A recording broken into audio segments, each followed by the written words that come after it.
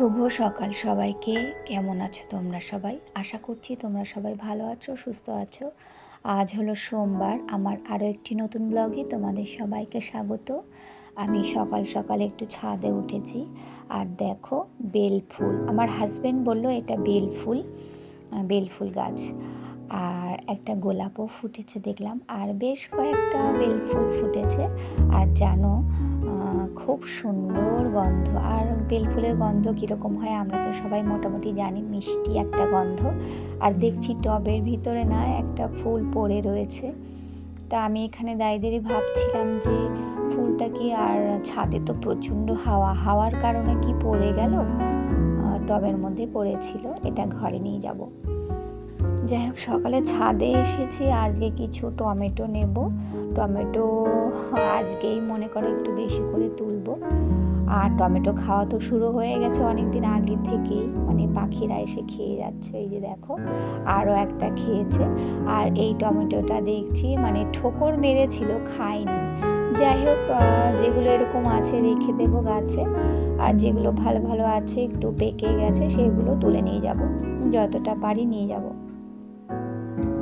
বন্ধুরা, আজকে আমার ব্লগটা তোমাদের কাছে ভালো লাগলে প্লিজ একটা লাইক দিয়ে ভিডিওটা দেখা শুরু করো। পুরো ভিডিওটা দেখার অনুরোধ রইল। কমেন্টে জানিও, শেয়ার করো, আর সাবস্ক্রাইব করে আমার পাশে থেকো।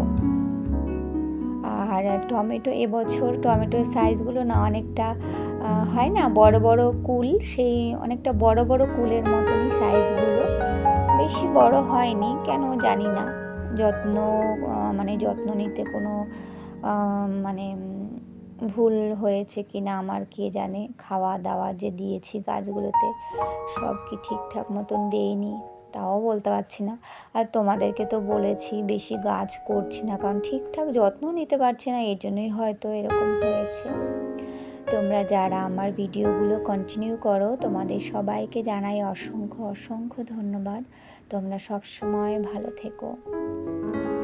আর আমার টমেটো গাছের পাতাগুলোও খারাপ হয়ে যাচ্ছে। তবে জানো, গতকাল রাতের বেলা আমার শরীরটা একটু খারাপ আছে। গতকাল রাতে একটু পেটের সমস্যা হয়েছিল, মানে রাতে খাওয়া দাওয়ার বেশ কিছুক্ষণ পরে। এখন মোটামুটি আছে, তবে শরীরটা প্রচণ্ড দুর্বল আছে। ছাদে উঠেছি, একটু কষ্ট হয়েছে, টমেটোগুলোর জন্যই ওঠা। আর মেয়েকে আজকে তো স্কুলে নিয়ে যাব না, সকালবেলা থেকে মানে শরীরটা খুবই দুর্বল লাগছে। যে কটা পারি টমেটো নিয়ে যাব। আর জানো, সকালে ছাদে উঠতে একটু কষ্ট হয়েছে ঠিকই, কিন্তু এত সুন্দর হাওয়া না, বেশ কদিন ধরে না সারাদিন প্রচণ্ড হাওয়া দেয় জানো। সারাদিনে রাতেও প্রচুর হাওয়া থাকে। এই দেখো, এ কটাই তুললাম, আর ফুলটাও নিয়ে নিয়েছি। ভালো লাগছে তাই না বলো? ঘরে টমেটো আছে জানো, এগুলো রেখে দেবো, যখন দরকার হবে তখন কাজে লাগাবো। আর আকাশটা বেশ পরিষ্কারও আছে।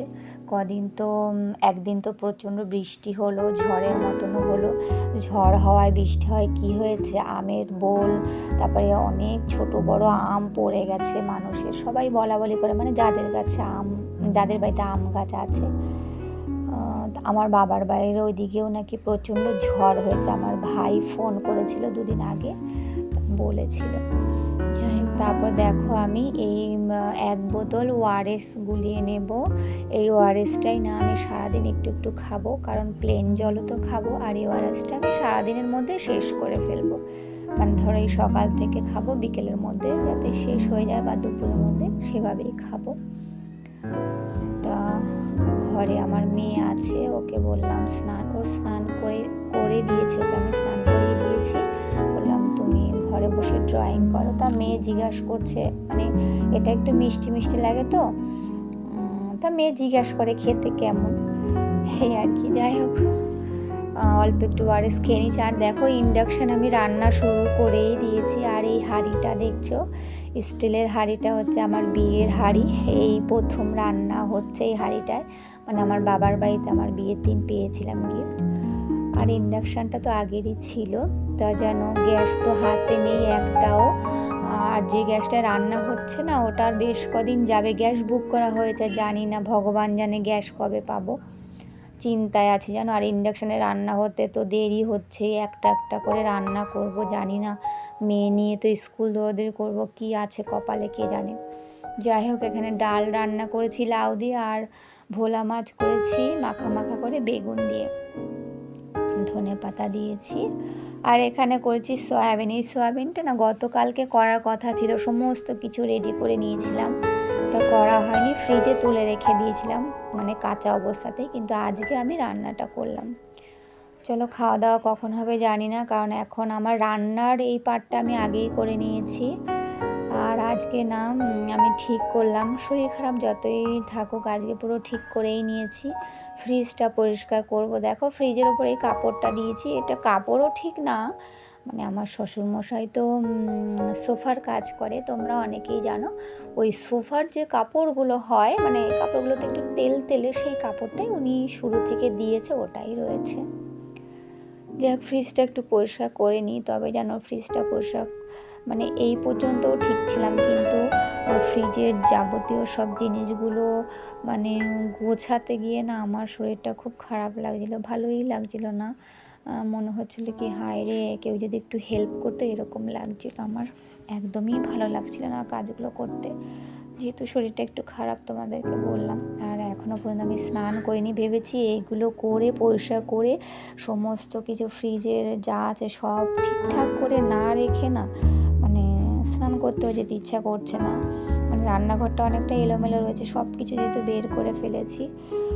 যাই হোক, কোনোরকম পরিষ্কার করলাম। এবার এই দরজাটা কদিন আগে করেছিলাম, বললাম না পুরো ফ্রিজটা পরিষ্কার কখনোই সেভাবে করতে পারি না, একটু একটু করে করি আর কি। তো যাই হোক, ফ্রিজটা পরিষ্কার করা হয়ে গেছে। এবার সব কিছু আমি ভেতরে যে ঢাকনাগুলো হয় ওগুলোও ধুয়ে রেখেছিলাম, সব ঠিকঠাক করে সমস্ত জিনিসগুলো আমি সাজিয়ে গুছিয়ে রেখে দিলাম।